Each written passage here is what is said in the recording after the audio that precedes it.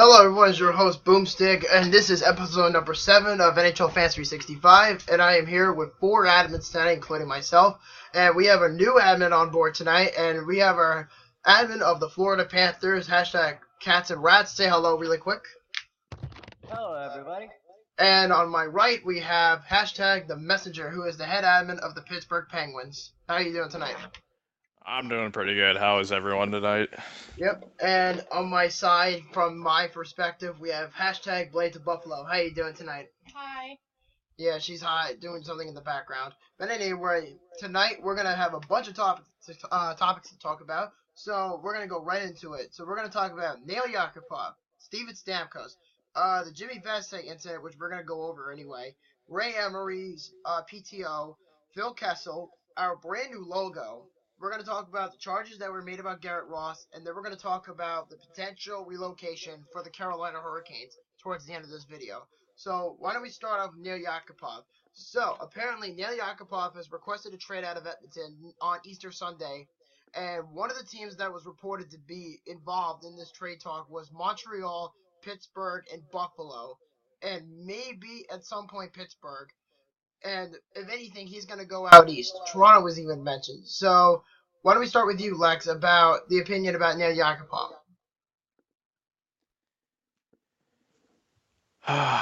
Neil Yakupov.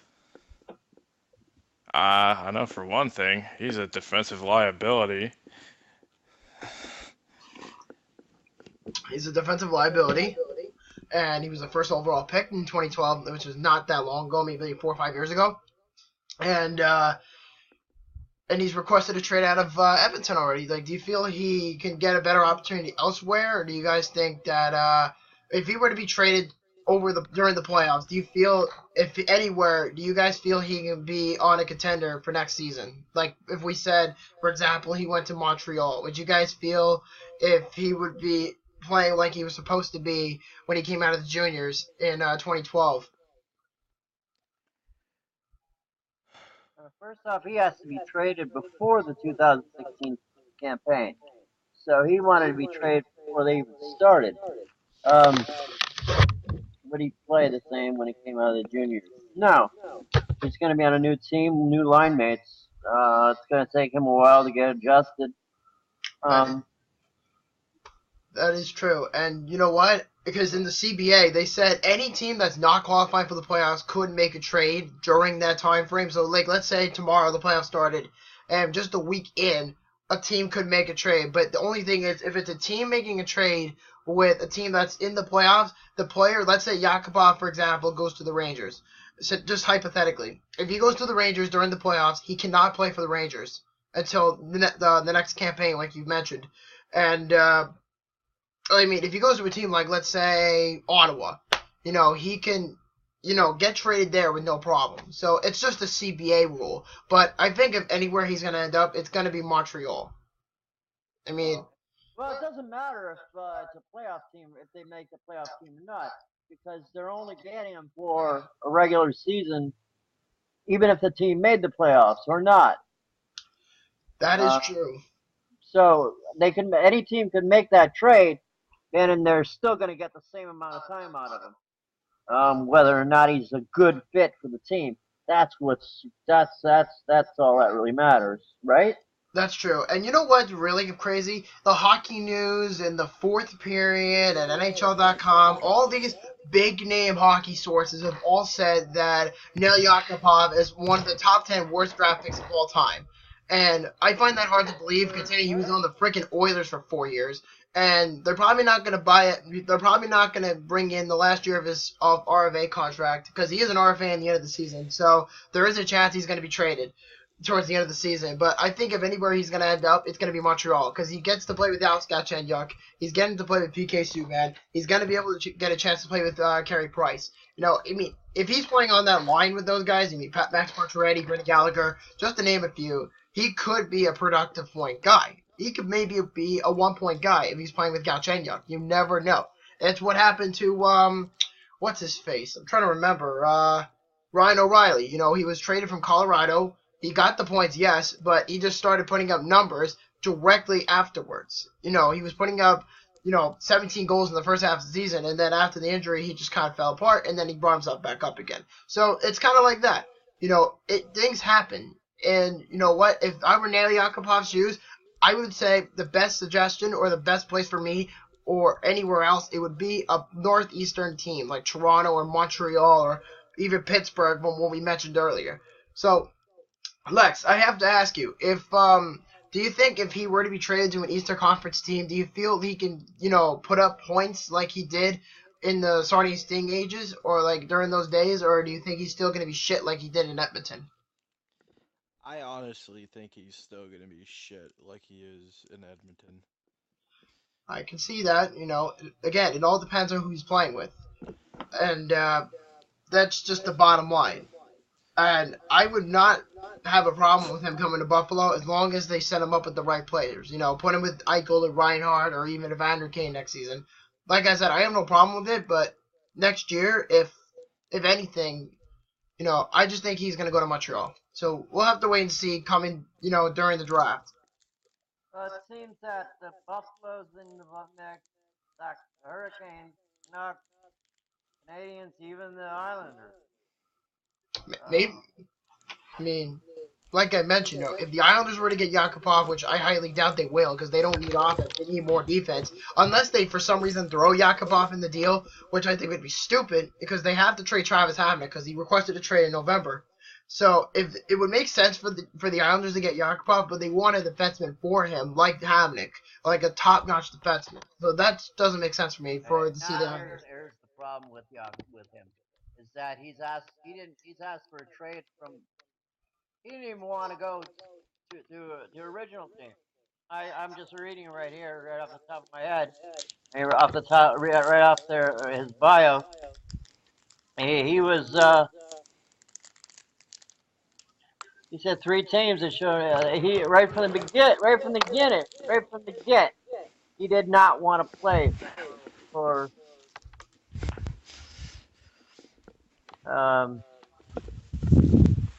Oilers. He did not want to play for. He's asked for trade. He asked for a trade. 2012. I don't know. I don't know if would any team want to take him, knowing his history of not if he's not living up to par with if he's not scoring or getting what he wants, is he going to want to even stay? See, any team that takes him is going to be at risk.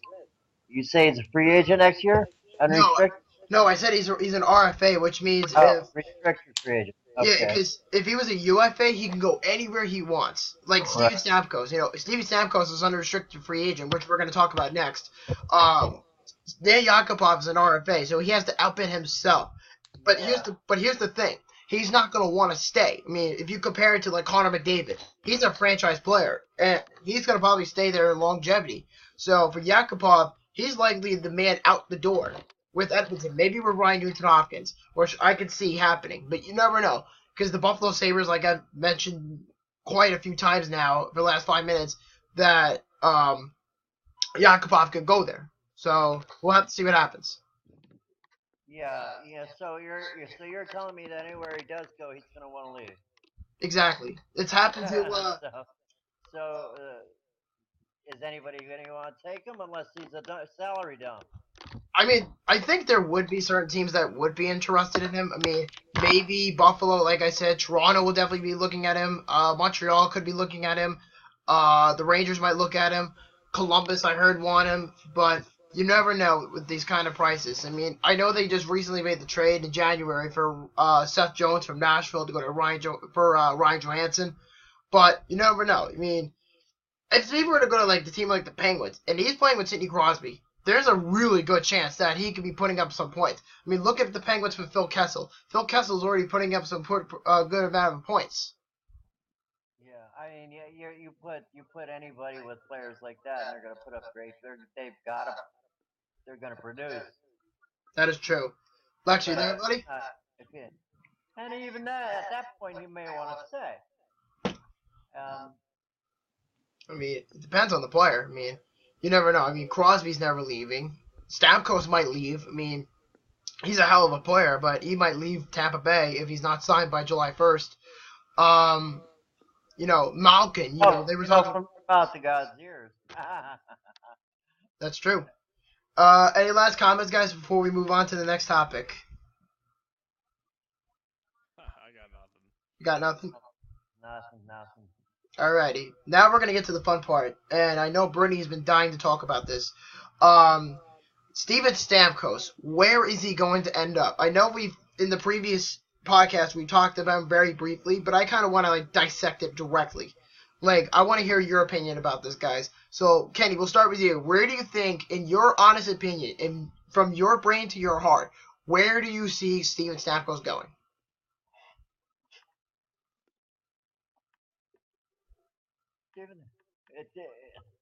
Well, if you want the big market, the Rangers, but where would he want to go? Where do I think he would want to go? Yeah, any team in the league. Center.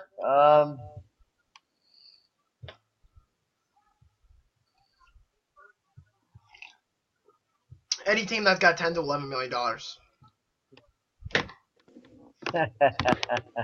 Because that's the asking price. He's going to want 8 years to nearly $11 million. That's ridiculous. So you can cut about 75% of the teams out of the mix. I don't know. Hurricanes in the mix. Maybe. I could see that. But the problem is we'll talk about them a little bit later, but I could see the Canes, getting Stamkos. But the problem is they have to carry a giant contract for Jordan Staal. I mean, that's ridiculous enough. I can already imagine the trouble and the strategy. If I were Stamkos, I'd want to go to Washington. But they have enough big contracts as it is. Yeah, that's what I was going to say. Washington doesn't have the cap for Stamkos. The only way I see them ever possibly getting him is if they were to drop the contract for Holtby, Stamkos. Holtby, Backstrom, and Ovechkin. But the problem is the cap. That thing isn't going to happen. No. Okay. Exactly.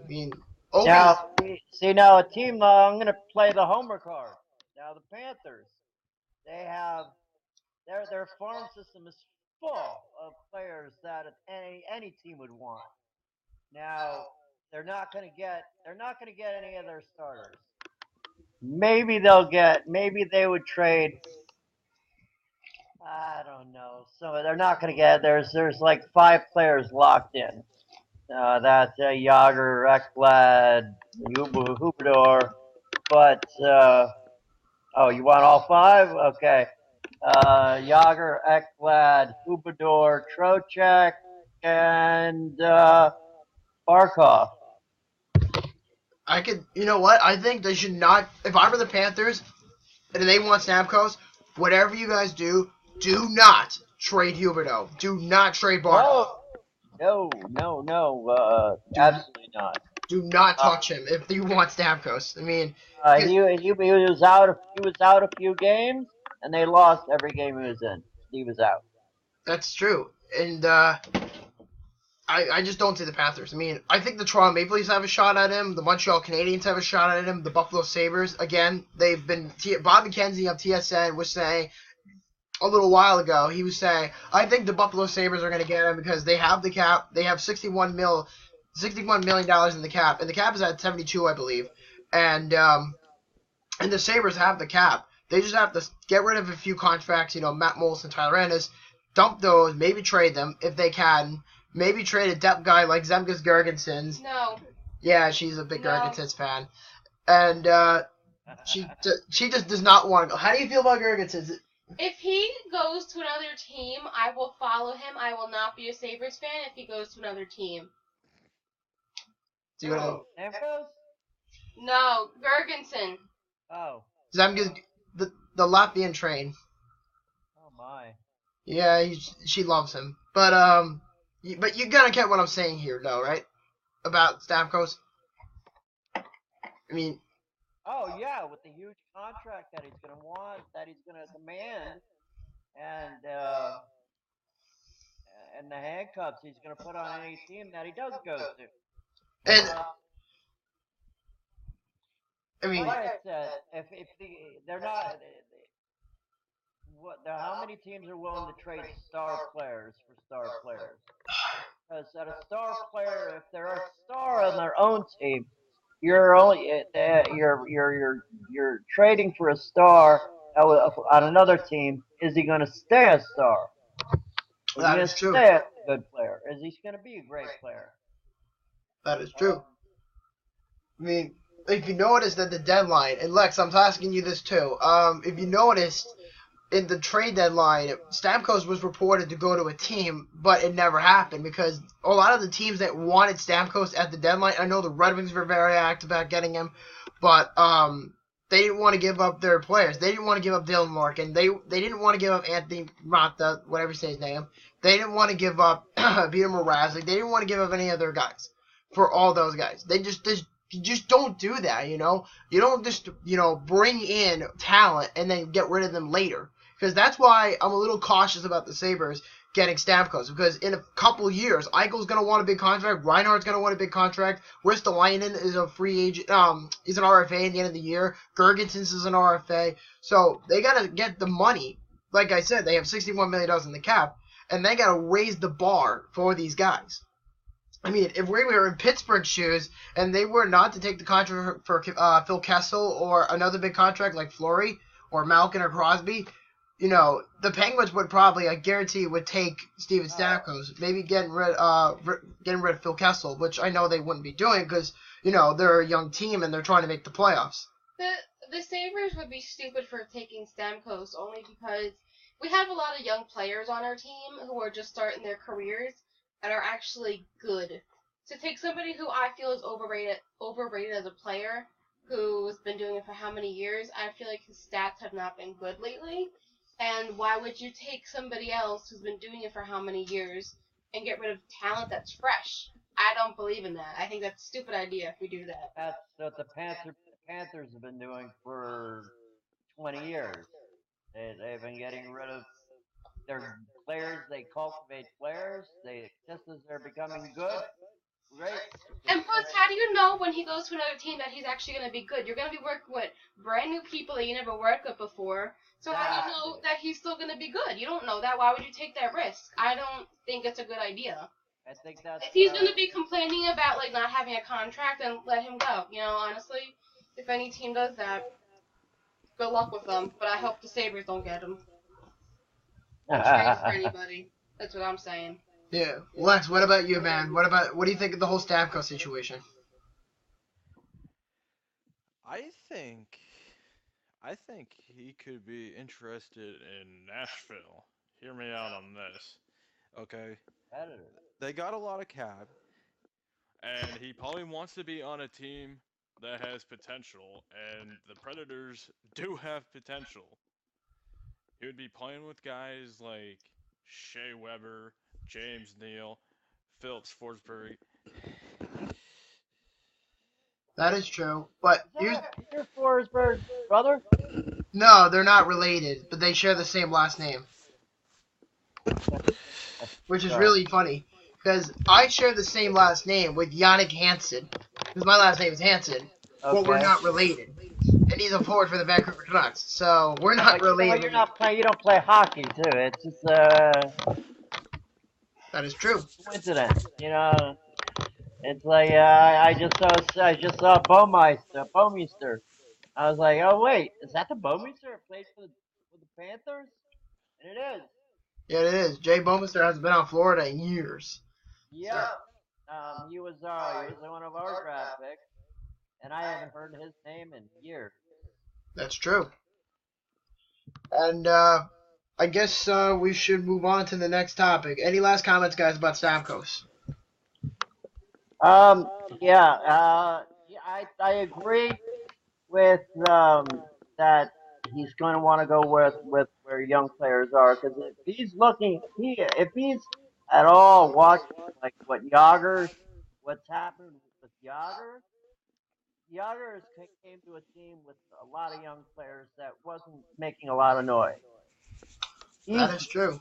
He's single-handedly turned them into a playoff team. I mean, they had potential.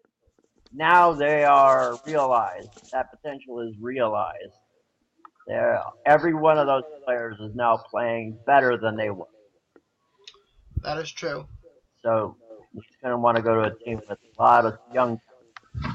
He's also going to go. He's also, and before we move on, Lex and Brett, I'm going to ask for your opinions too.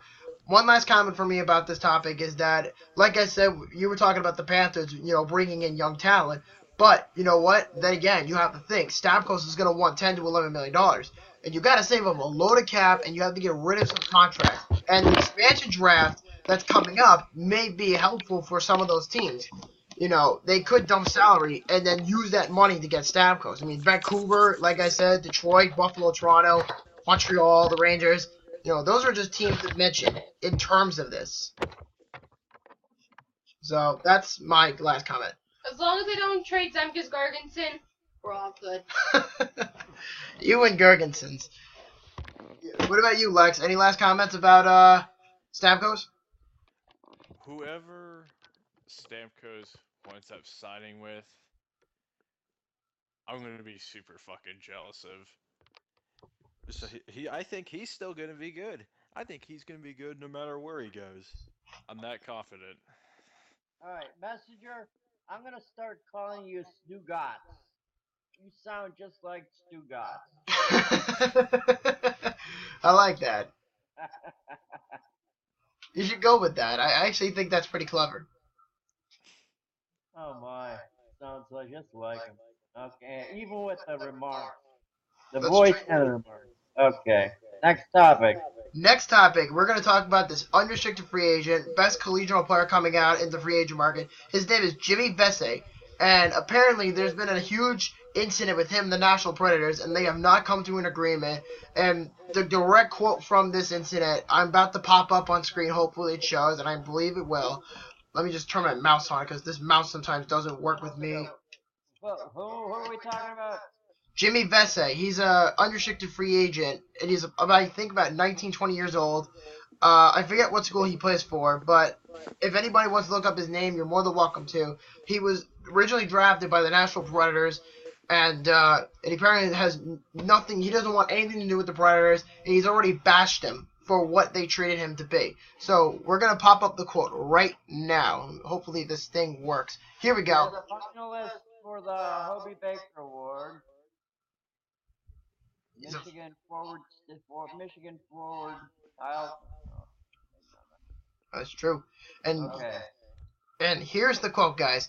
And he says, after being fully advised of his options and upon the recommendation of his advisors and counselors, Jimmy Vesey shall become an unrestricted free agent on August 15th of 2016. The Nashville Predators were informed of this decision, and Nashville now claims it has been widely reported that they were without knowledge of his possibility that his lack of knowledge precluded the hockey club from acquiring a player at the trade deadline. This contention is not accurate, and the Nashville Predators were informed prior to the deadline that they should conduct their business as they saw fit, and that the potential of signing or not signing Jimmy Vesey should not be a factor in their decision. And the club further claimed that the decision to elect UFA is bizarre, and it does not make sense financially. If this selection was based solely in regard to money, Jimmy would have signed with his third college season, a burnt year off of his entry-level contract, ELC, and been eligible for both signing bonuses and salary compensation, and a full analysis of his options were conducted.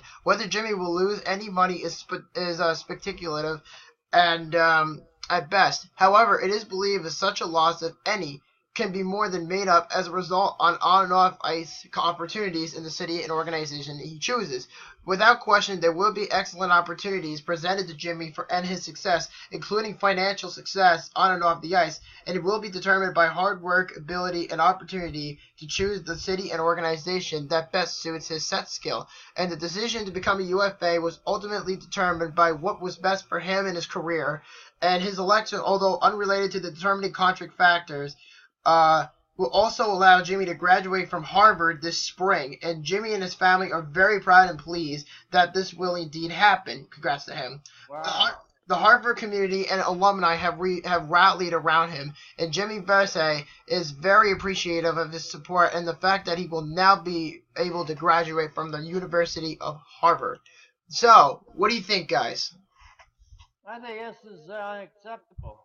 I think if a player is drafted by a team, he's this is unacceptable. Um, for a player to be able to do this, to hold a team, just spurn a team that's drafted. I guess did he enter the? He didn't enter the draft, did he? I mean, he was elected to go, but you know what? He went into when he in his draft year. I forgot what it was. I think it was the end of his contract this year, so I think it was like 2011 or 12. One of those 2 years. Was being interviewed by the Predators. I think he was a third or fourth round pick. I'm not sure. He was drafted by the team that drafted in 2012 by the Predators. Ah, there you go. And but he's exercised his option to become a free agent after completing college. Which is coming up. And to give him credit, he's going to fucking Harvard. That's one of the toughest schools in the world to get education. Well, these. Oh, right. Yeah, is that Yager? Yager just scored? Okay. Yep. Yager just scored. Well, if you look at that, that guy's still going strong. Oh, he isn't just going. He leads the team. Leads the team in goal points, I think. I know goal. Anyway, so going to Harvard for it was Yager and Barkov. Okay. So for a guy who is going to Harvard and tells him, I don't want to play for you guys. I'm going to go someplace where I feel I can play. Now, if any place I personally think this guy will end up with, not only do I think it's a slap in the face that he got drafted by the Predators, but doesn't want to play for them. That's kind of harsh. I mean, that's like me saying I want to be drafted by the Cleveland Browns. It's nice I got drafted by the Browns, but I don't want to play for you. It's the same logic. You just don't go around saying, it's nice I got drafted, but I don't want to play for your club. It's like saying, I want to go to, it's nice that I got a job this place, but I don't want to go to work. It's the same thing. Well, John Elway. Elway was drafted by somebody else, and he refused. He wound up going to Denver. Yes. It was, slap in the face that it shouldn't be a... If the player entered the draft, then he should be obliged to go to that team. I mean, if they drafted him just on like they do in baseball, they draft these kids that didn't even enter. Now that's just one of those things. If they don't go to that team, well. That is true. I mean, it's nice to have an opinion about something, but it's not appropriate, in my opinion, to go around bashing the team that originally drafted you. You should be thankful that you actually got entered into the draft. You should also be thankful that you're at least able to go to training camp, and you should also be thankful that you're playing the best sport in the world. It's like just shut up and be grateful, okay?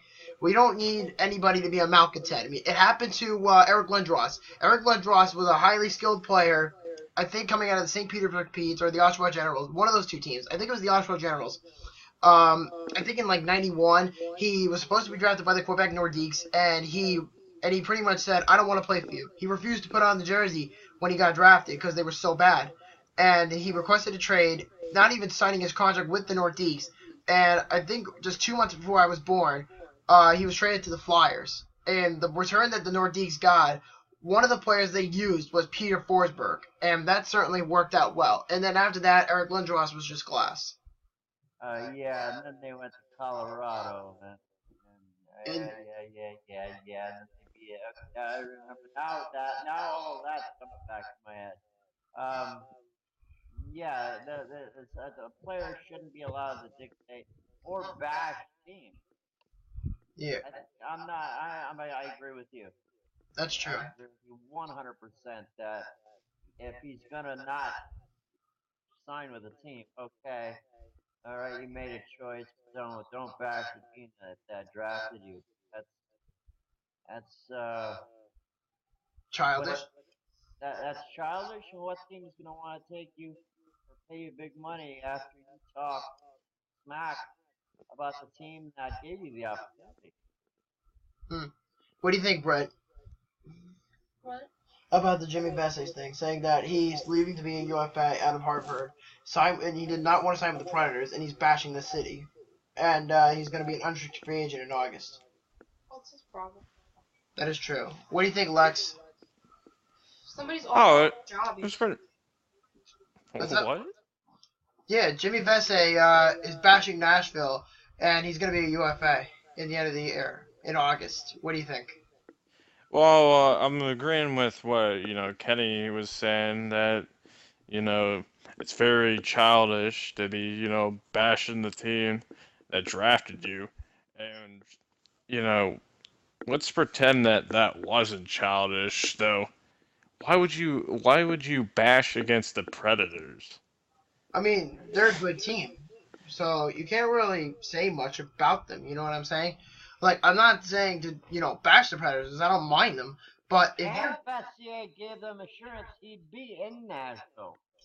I mean, they already Their trade deadline approach. they could have gotten something for him, but you know what? The Predators couldn't find a market. But when you trade somebody and they requested it to you and they never hear about this, because to be honest with you, I didn't hear about this story until yesterday. So it's only until then I figured that Jimmy Vesey was going to be available.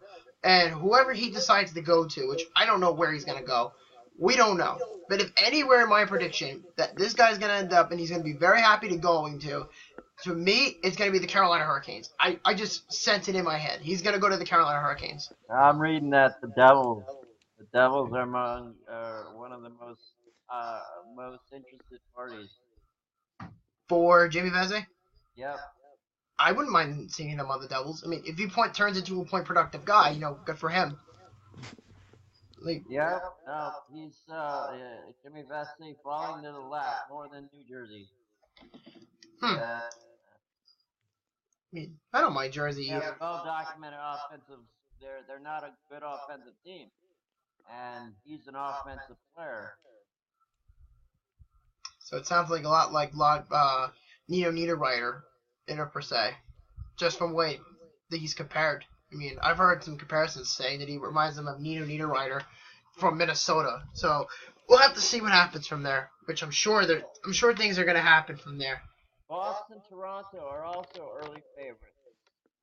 Toronto. Yeah, I was actually seeing Toronto. I guess his father is a scout for the Maple Leafs. I heard that. Really? Yeah, I heard that too. Big influence. Okay. Yeah,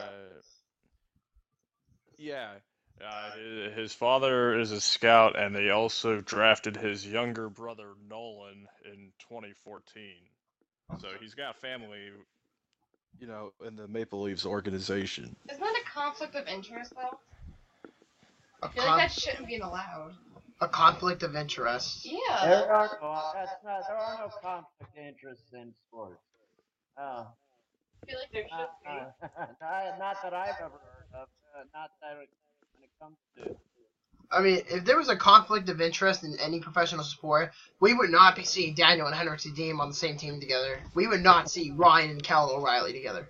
We would not see the Stahl brothers being playing together. I feel like there's a difference between if you're playing on the same team, but if somebody is like a scout for a team, isn't that different? All those rats. Did anybody see all those rats? All right, there, man. Panthers won. Throw the rats. Oh, the ice splitters. They're everywhere. I mean, if this happened to Dryden Hunt, Dryden Hunt didn't want to play for the Carolina Hurricanes, and he ended up choosing the Florida Panthers. That's the same situation all over again. Personally, I wouldn't want him. Why not? Even though he's a good player, he sounds like a locker room poison. I don't. It sounds like he's coming in with too much of an attitude.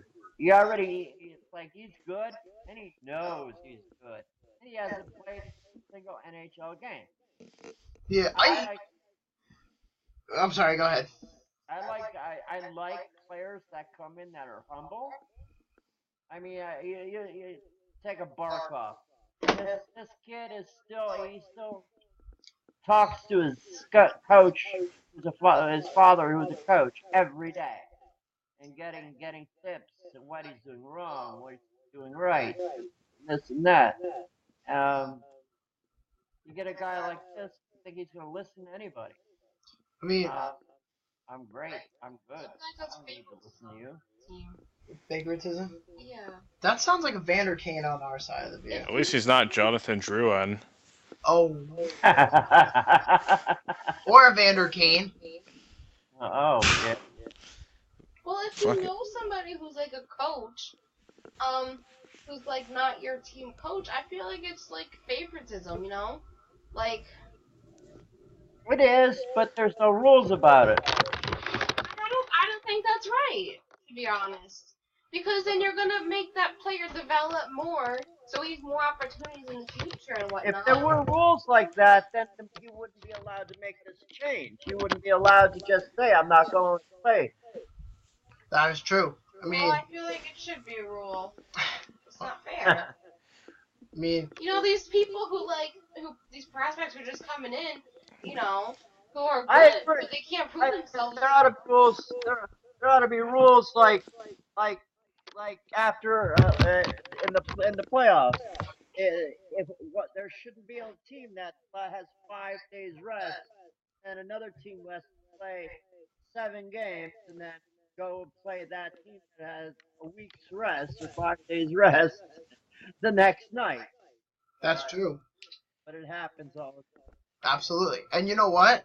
I just think, if Jimmy Vesey is really that talented, whoever assigns him, get his ass in training camp and have him prove it to the coaches and the general manager of that team that you are a fit to this team. That's why you have it. And if you're not good, you either get sent to you get sent down to either to the juniors where you can develop more, or you can go into the AHL and develop more there, or if you suck that much ass, you go on waivers. Simple. That's those simple logics that I would have for this guy. Yeah, that's the thing. He's just potential at this time. Oh, yeah. I don't care how good you are in the AHL or juniors or college, NHL. We don't know what he's going to be yet. That is true.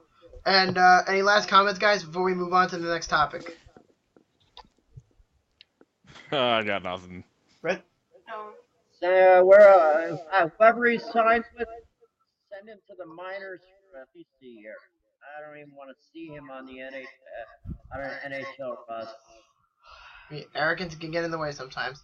Alrighty, I'm going to skip the Ray Emery thing because he signed already with the Philadelphia Flyers. It's not worth it. He's going to get put on waivers by the end of the season. So let's talk about Phil Kessel.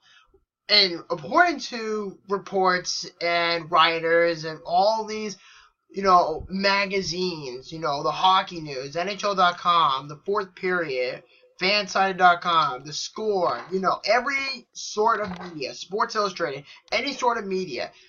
And they were given the choice of who was voted the most overrated player. And the voter was Phil Kessel. So, I want your opinion about this, guys. Overrated, is that what you said? Overrated, not underrated, overrated. So, I'm going to ask Lex first, because he is the Penguins admin, so I want to see what his opinion is about him. I need to get some research material on this one. Yeah. Lex. All I'm saying is people need to lay off the drugs, okay? Phil Kessel is fucking awesome. I mean, he's a good player. I mean, the thing is, I'm not a big Phil Kessel fan. I never really was. But if he was on the Sabres ever, which is never going to happen, I would be pleased to have him. I really would be. But the thing is, I would never be a fan of his. I mean, he's been proven numerous times that he never wanted to be in Toronto. The media there ate him alive like it was the end of the world. Like it was going to be the 2012 apocalypse all over again for those guys. I mean, for Phil Kessel to be out of Toronto and get a fresh start with Pittsburgh and then being called overrated, I think that's a bit skeptical to call him that because he's been putting up a little bit more points. And you know what? And has Phil Kessel, from your perspective, has Phil Kessel been injured yet? No. He's been healthy all year. Well, that's the thing. Phil Kessel's an Iron Man. I mean, from what we know, he took that with Toronto. He hasn't missed He hasn't missed a game in 7 years since he first came to Toronto from shoulder surgery. And then directly after, going to Pittsburgh, he came in and he was putting up a little bit more amount of points than he would in Toronto. He's not going to put up 30 because he's playing with Crosby and Malkin, but you got to think to yourself, is this guy really overrated? Do you think he's average? Do you think he's a stud? Do you think he's a little bit towards what I'm saying, overrated? Not a huge fan of him, 145 games, he has 272 goals, 304 assists, with 575 points. So he's definitely not overrated. Those are pretty good numbers. Yeah, but what's his statistics? Because you're on his website right now. What's his statistics for the Penguins this year?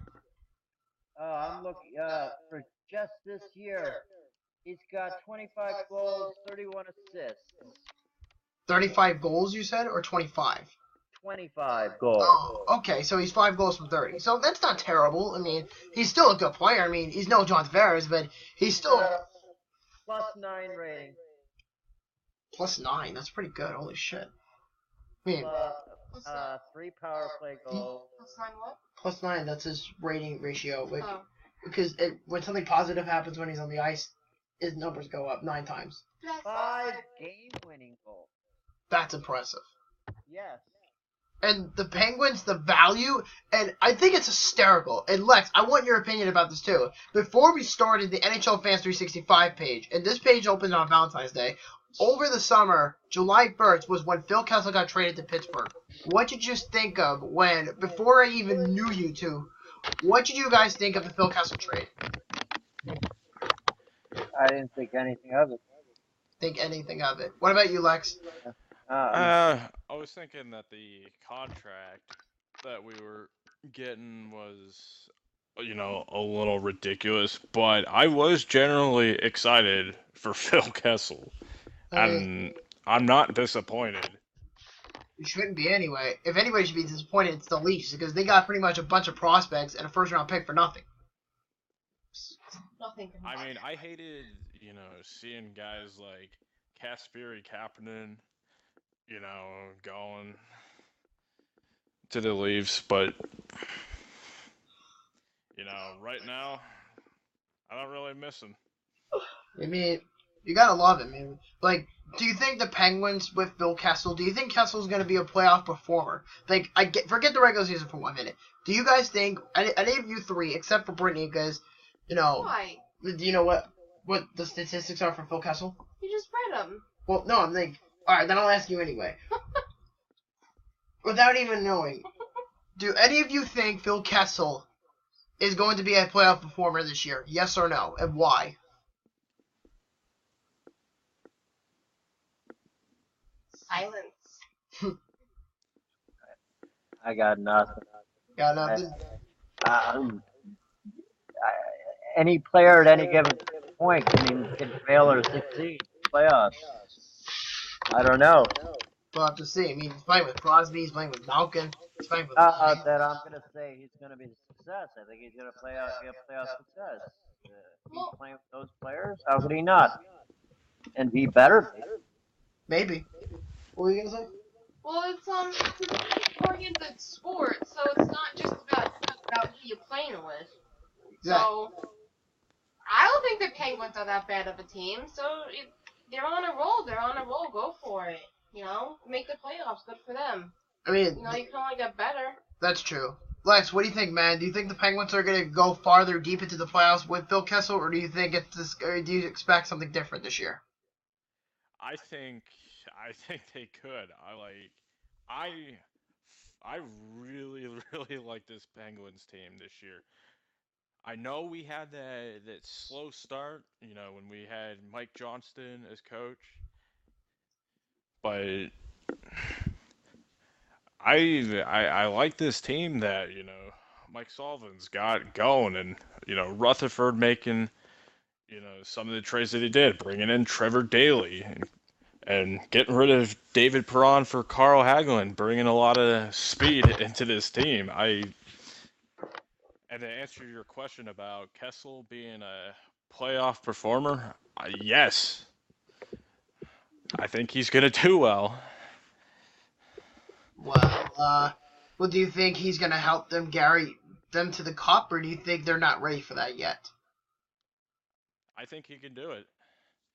I think he's ready. For a guy who... In his playoff, he's been in the playoffs 3 times. He scored 13 goals, 8 assists, 21 points, plus 11 rating.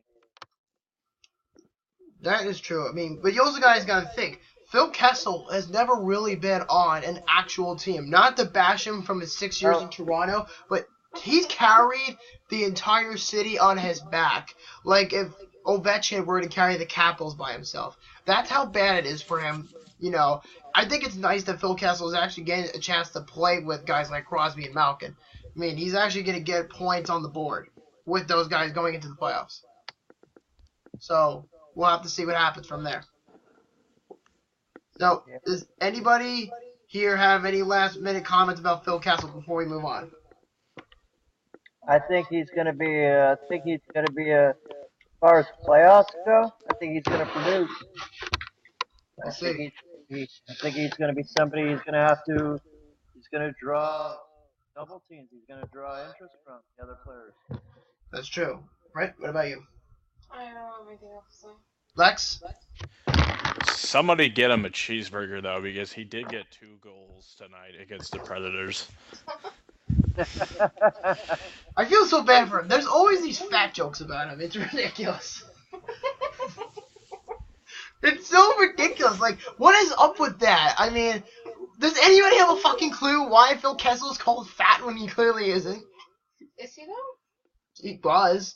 He lost like 13 pounds over the summer. I mean, he loved cheeseburgers. I love cheeseburgers.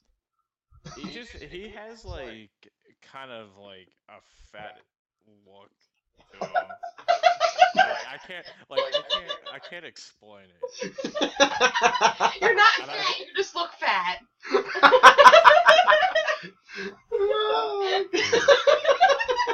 So as soon as his hockey career is over, he's just gonna gain 200 pounds. Right? Is that what you're saying?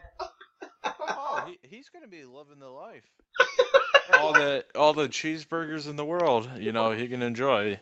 He's probably going to go to McDonald's every day with that $7.5 million contract that he still carries with him. Up the Pens? Tomorrow for a hamburger today. If the Pens win the cup this year, I'm pretty sure that his day with the cup is going to involve McDonald's and a whole bunch of fucking Big Macs. Can anybody imagine him winning the Stanley Cup, but then again eating it, but just don't tell anybody?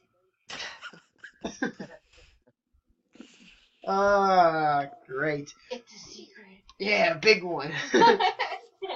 Anyway, moving on. Our new logo at NHL Fans 365. What does everybody think about it? About what? I'm sorry. The new logo at our page at NHL Fans 365. Like, what do you guys... Love it. I was gonna say something on the site today. No. What about you, Lex? Yeah, I thought Cheryl did a good job on it. I like it. Yeah, she really did. What do you think of it?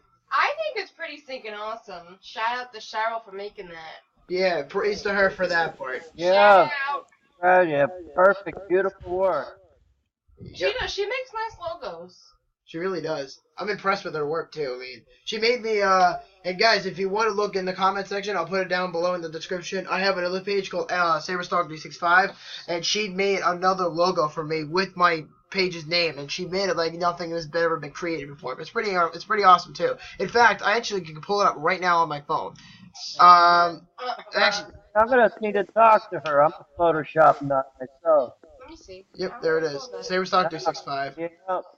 Simple, clean. I like that clean line. I like that simplicity of it. Yep. So here's the logo for anybody who wants to know. So there's the logo.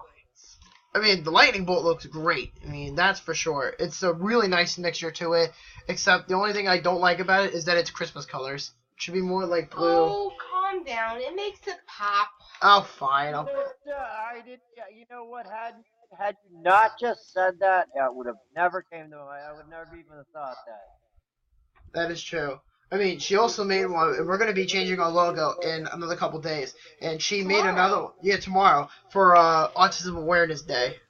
This is the one she made for us as well. I like that. Oh, that is just great.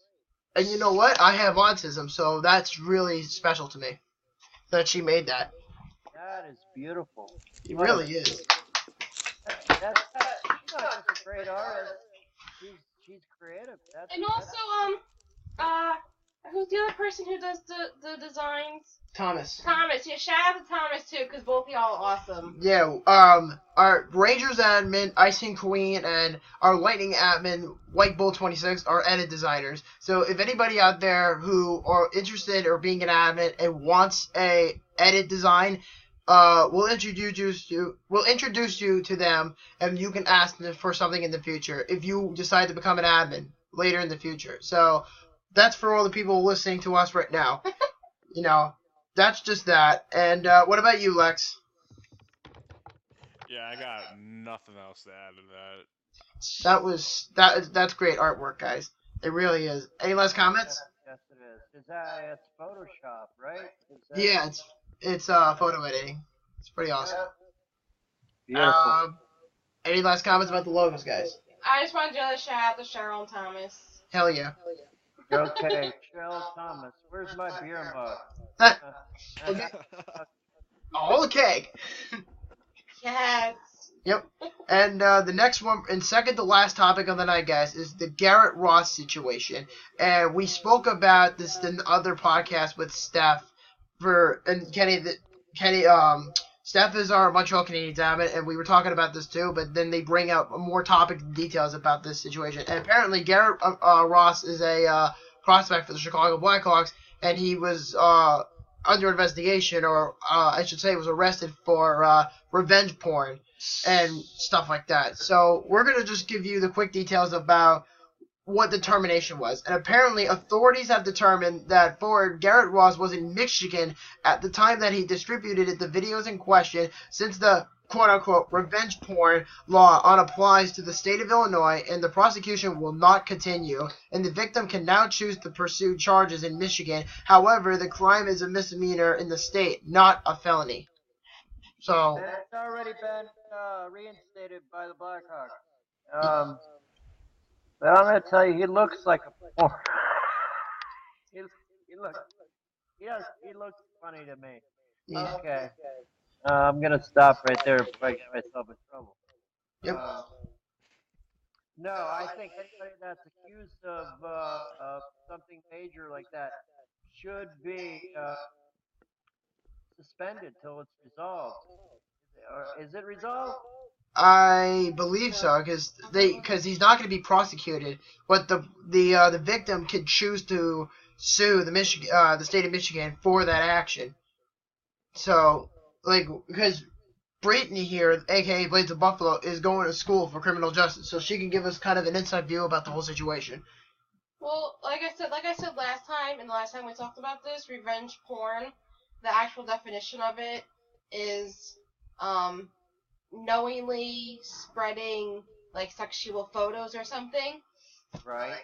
And when I read it, it was a class D felony, I think it was, but now it's bumped down to a misdemeanor, which is also, I don't know if it's officially yet, but if so convicted, that's also a lot of jail time, or actually I should say prison time. But I don't know, if you do something. That's the problem with all these internet crimes. They still don't know how to deal with them. Law enforcement still doesn't know how to deal with it. I think it should be dealt with the same as if it was happened right in real life, and not on the internet. So if he did or is accused of it, then it's the crime. The penalty should be equal to as if it happened in person. I don't care if it's done, in fact, if it's done over, that's worse. now it's spread everywhere. I mean, Well, like I said last time, that they shouldn't handle it lightly just because he's a prospect. sports player or soon to be. You know, I don't think that's fair. You should handle it like it was an everyday person. And Like Jameis Winston. Yeah. But the difference between this situation and Jameis Winston is Jameis Winston was accused for sexual assault and beating the shit out of a woman. The victim was on ESPN talking about it. This is a bit different. This is considered revenge porn, spreading pictures of the victim all around the internet and embarrassing the shit out of her. I mean, that's pretty but it's still sexual based crimes. He really did it. pretty much. It's been known that sexually based crimes are the most heinous in the law, and they are prosecuted 9 out of 10 times. When it comes to people who are big names like sports players, they get off easy, and it shouldn't be based on their name. It should be based on the crime that they did or supposedly did. Patrick Kane. Oh, Patrick Kane. There's been so many news articles and stuff about hockey players, football players being accused of whatever crime, 8 out of 10 times sexually based crimes. It's ridiculous. Get over yourself. Or I don't know. I think it's annoying. To be honest. I agree with Brittany here. I mean, yeah. Treat them as a real person. Forget about what their name is, what their status is. Just if you're a person, you did something bad, pay for it. O.J. Simpson was a very famous football player for the Buffalo Bills in the 60s and 70s. And he got away with murder. He got away with it. Except they found the knife on his property recently. Yeah, but there's nothing. I don't think there's any word about that. I wouldn't. Regardless, he got away with it because, quote unquote, the police didn't do their job. It's no, because his name was O.J. Simpson. That's why he got away with it. And same thing with Ray Lewis. Ray Lewis was accused of murder, and he was still playing football, still doing daily lives. It's the same shit. O.J. Simpson, Ray Lewis, Patrick Kane. I'm gonna have to say, don't talk about Ray Lewis. He's the U. He's from the U. Okay, that's my boy. I mean, I'm not hating on Ray Lewis. I'm just saying in general. I could be biased on this because I'm studying criminal law, but I just think that's how it should be. That is true. But I don't know. I think a lot of people should be treated the same as anybody else. Maybe even more so, but no, they should be treated just like everybody else. And money shouldn't be a factor, or your status in life shouldn't be a factor in how you're treated or accused. Well, unfortunately, it is. People hear your name, see your name, they make a judgment, and it shouldn't be like that. I agree. If I'll just stay with OJ. If I was involved in the situation that any of these players were involved with, I'd be in jail.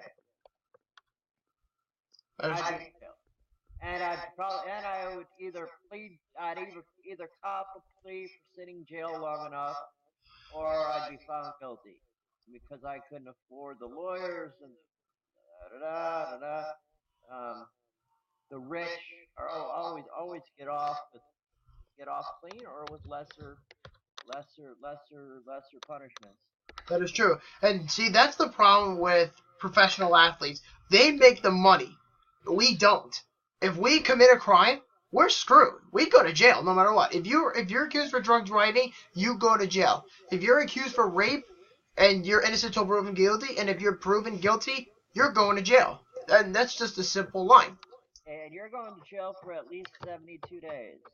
You're going to be sit in jail 2.5 months just before you get in front of a judge to plead guilty or not guilty. That is true. Well, 72 hours to be charged for a crime, technically. Yes, but 72 days before you actually begin the hearing. It depends on the crime. If it's a serious crime, you see one right away just because it's a serious crime.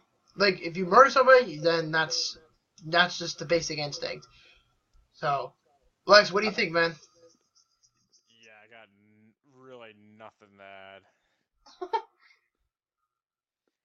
You guys were, covering the right points for this. And also, life is kind of bullshit. That is true. And we're all suckered into it. You know? I mean, it's crazy. Living it. That's true. And any last comments, guys, before we move on to the last topic of the night? No. No. No. Brett? No, I could go on about this all night. Yes, you can. I got one last comment. I really want a cheeseburger now. Yep. And here we go. Here's the last of topic of the night, and it's the possibility of the Carolina Hurricanes moving to Quebec City in June. And there's been rumors lately saying that the Hurricanes are struggling financially in terms of attendance and money and whatever. And No, that's not a rumor. That is a known fact. They fucking suck for attendance. I mean, I get they're horrible, but Why look would what they move to Quebec? because they need marketing there. But why would they move to Canada? Because there's not enough teams in Canada, and Quebec has been waiting for a team for like almost 20 So they're years. gonna just pick up the team and move it? Exactly. Are they still gonna be the Carolina Hurricanes, or are they gonna change the name? They're gonna change the name to the Quebec Nordiques. Thank God. Stupid. Well, it happened to the there was a team called the Atlanta Thrashers, and they were in the NHL in Atlanta for 11 years, and then they failed financially, and then they moved to Winnipeg. So what about their fan base? They lose their whole fan base. They gotta start over again. Unless you have people What that fan base? That's in what happened. Atlanta. That's Well, what you happened know what I'm talking to about. Avalanche. When they moved to Colorado, they changed their name, changed their logo, fan base. That is true. And you know what? If the Hurricanes, because you know what's funny? While we're in the topic of this, there are mixed feelings to this. First of all, people are saying Carolina would be a miserably failing franchise, because that's not fair to say, because they won the Stanley Cup 10 years ago. And they did so well in that time frame. I get that Carolina is not the best market for hockey, but there are Hurricane fans in that area. Hey, you want to talk about bad markets? I mean, the Florida Panthers. This has got to be the worst market in hockey, and they're still. And now their fan base has grown. It's all about winning. If you win, you have a fan base. If you're just a perennial loser, you're not gonna have a fan base. I don't care what team, what city you're in. That is true. I mean, the thing is, with the Hurricanes, you know, they've been speculated to go for a while, because originally the plan was this. There were going to be 2 expansion teams. There was going to be one in Las Vegas, that's confirmed, and there was going to be another one in Quebec City. But with the Quebec City team, they're having trouble getting them there because of the Canadian dollar. And the Canadian dollar is what's really taking the effect. And I know the marketing and the economy in the Canadian region is not the greatest, but if they were to just even split it, or at least move the Carolina Hurricanes out of Raleigh just to go to Quebec, I don't really see a problem with that, to be honest with you. I mean, I get the Hurricanes are not the best market, like you said earlier about the Florida Panthers. You know, the Panthers are not the best, the Hurricanes are not the best, but you know what? There are fans in that area that love the game. Our 2 admins, Rob and Jerry, Canes Revolution and Big Red, there are Hurricanes admins. They love the Carolina Hurricanes. They will go in and they will talk about them for hours. That's how much they love it. But you also have to think, Gary Bettman has been under his shoes for a while. And way back in the past, when the Atlanta Thrashers were in the league, when they were living, you know, they're dead now, but when the Atlanta Thrashers were in Atlanta, before they came back to Atlanta, they had the Atlanta Flames. And, of course, they turned into the Calgary Flames. And the new millennium was the Atlanta Thrashers. And then, 11 years in, they already failed miserably, and they moved back to Winnipeg.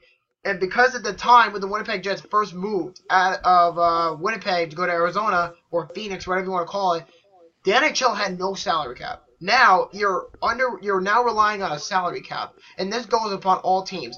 If you fail financially, you're going to either be moving to another city or you have to move to another stadium. Simple as that. But it also depends on the market. I mean, the Edmonton Oilers have a great fan base. You know, they're going to move out of Rexall Place because the lease is up. The Detroit Red Wings, they're moving out of the Joe Louis Arena at the end of the season. They have a great fan base, but they're moving to another part of Detroit. The Islanders had no choice but to move to Brooklyn. You know, I'm an Islander fan as well. You know, I'm wearing a Sabre jersey. I'm an Islander fan as well, and I'm upset about them moving to Brooklyn because it's not a great market. It's a basketball environment. It was never meant to be a hockey environment, and they're so desperate now to come back to Long Island, which I hope they do within another year. And as for the Hurricanes, they're as bad as they are. They're not terrible and they're not horrendous. But if they were to just have a winning environment, I think the best would come out of them. If they were a winning team, they would have no problem but staying there. Before the Panthers were the Panthers, you could not find any kind of hockey team, a rink, anywhere, any kind of hockey down here. Now there's maybe 25 hockey rinks with junior league and Pee Wee league. Hockey is really has taken off. Uh, I'm not. It's not.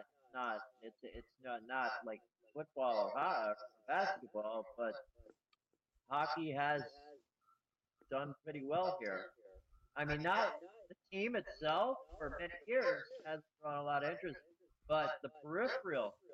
I mean, they've brought in a lot of a lot of kids are playing hockey. There's a lot of kids hockey teams. A lot of it generates a lot of interest. That is true. Well, also going back to what Bobby said, you shouldn't like a team based on their winning streak. It should be based on their history, the players. Like, it should be based just on winning. That's so, like, shallow to do. Well, it is. People are people.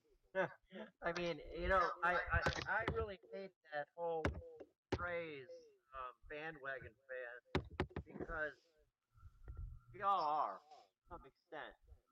And when our teams are doing bad for years after years, you don't watch them as much. I mean, you'll still watch them, but do you watch them as Well, then much? you're not a true fan. You're not a true fan if you do that. Because you stick with a team, win or lose. And, your stats are important, but to fan base, you're always going to have a team. Who cares how good they do if they're still your team? 20 years, even if they're bad for 20 years.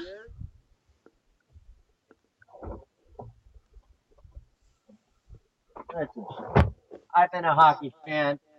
I'm not a fair weather fan. I've been a Panther fan from Yeah. I was a Panther fan the day they announced before they got a franchise. I mean, I was so excited. Kudos to you on that one, man. Kudos to you.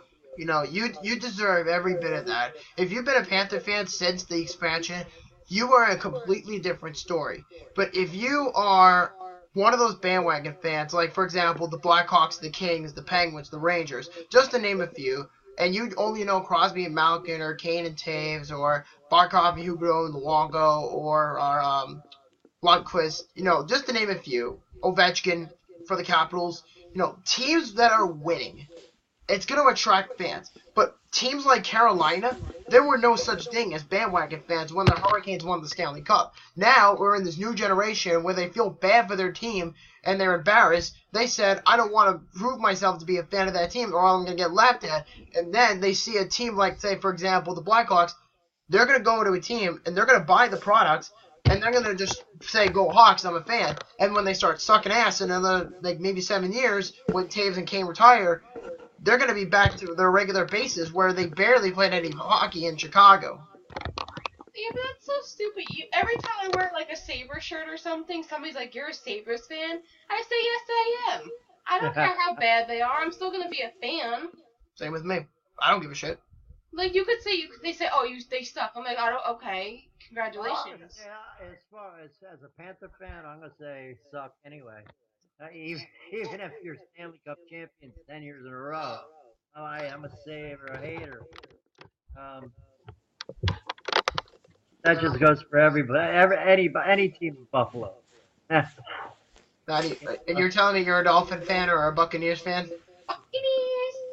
Yeah, I'm a Dolphin fan. Yes, they beat the Buffalo has beaten Miami so many times. It just makes me sick. What's that phrase, babe? Squish to fish? Squish the fish. Squish the fish! Take that malcontent Mario Williams in Miami and have him suck ass there, okay? Okay, well. Let's go, Bills! And Sabres! It must be pretty awful to be in the same division as the New England Patriots. Yeah. Well. play them You know, twice a year. at least the Dolphins have the 72 Dolphins undefeated season. Yeah, I'll just fall back on that every year. But Jim Kelly and Thomas Thurman, all those players for the Buffalo Bills, they terrorize the Dolphins for years and years. And I got two Bills helmets in the background. See, I got two of them in the background. Ah, okay. That's Yeah. fanhood right there. But what do you think of the whole situation, Lex, about the Carolina Hurricanes potentially moving?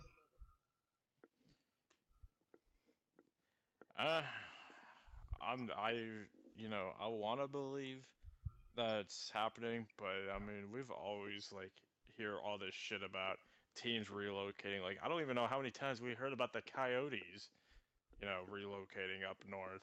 Coyotes are a fucking mess, dude. With the county and the council, and saying Bettman wants to keep them in Glendale and the other parts of the city.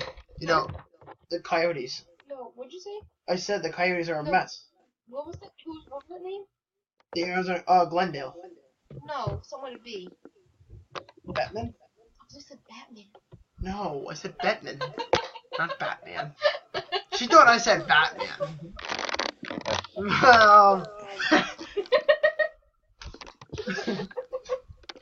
Anyway, the Coyotes are a mess in terms of the counseling Because and they don't have Batman.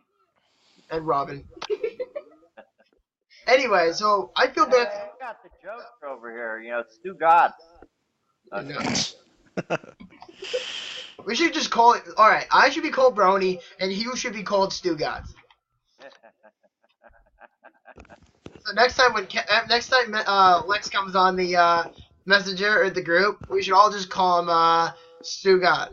Yeah, doesn't he sound like him, dude? He sounds identical. As soon as he spoke, I was like, oh my god, that's Stu Gotts. Yeah, so the hurricane situation's a mess. I feel bad for them that they're going to potentially be moving.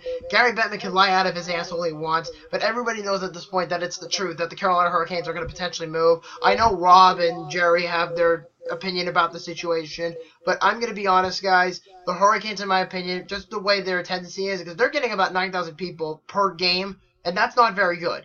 You have to at least have 18 to 19,000 people at your games. And the Hurricanes are one of the lowest budgeting teams in the league. So, 18,000 people in the stadium. yeah. They have profit sharing, right? Sorry? There's profit sharing in the NHL. That's true. And you know what? Carolina's not really big of a market. They're not losing money. Just to give an example, Jeffrey Lurie of the Florida Marlins, Miami Marlins, claimed they were losing money for 10 years.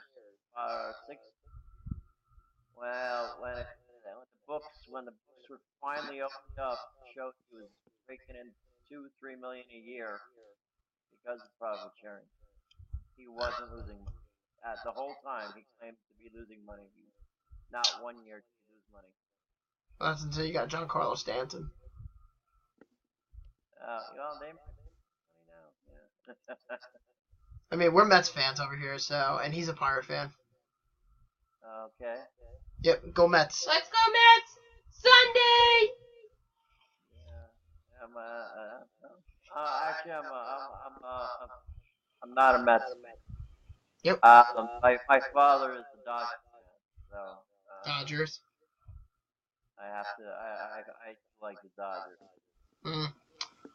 That's true. Any last comments, guys, about the Hurricanes potentially moving to Quebec City? I feel bad for their 7 or 8 fans, but I'm happy for Canada that they're getting another team. We'll have to see come June. That's what we're going to find out. Actually, April 12th is actually the date. We'll find out what the Hurricanes are up against. Because the Hurricanes could be moving on April 12th. Or somewhere down that line. They're going to start taking everything down and then move them to Quebec City. We don't know. So we'll have to find out come around that time frame. So keep an eye on that, guys. April 12th. That's, I think, a Tuesday that happens. So keep an eye on that date. Any last comments? Oh, well, just one. Go Cats. Yep. Go Cats. Go Sabres. And Bills and Mets, since we talked about them. Any last Let's go comment? Pens. Also, Tim, if you ever, watch this, it must suck having to watch your team relocate for the second time. Because he was a Hartford Whalers fan, and he followed the team You said to Tim, it's Rob. what? You said Tim, it's Rob. No. This guy I know, Tim. He's a Whaler. He was a Whalers fan. So was I. Yeah, I never got to watch them play. So I love their logo. That's the best logo that was ever in any sport. yeah, the Hartford Whalers. That was a great logo, the Whalers. Yep. So last comments, guys, for the night about the Hurricanes before we move. Before we show the show tonight. No. No. Lex. Nope. Brett. No. All right. So I guess we're all signing out, and we'll talk to you guys later. This is hashtag Boomstick to head out into the Buffalo Sabres. Play the Buffalo Sabres. And Lex, am I right? And you are? I am the messenger. Let's go Pens! Also, get Phil Kessel a cheeseburger. Yeah, he deserves it. A big fucking Big Mac. And I'm Captain Rad. Alrighty. And I am Boomstick one last time, and we'll talk to you guys later. Peace.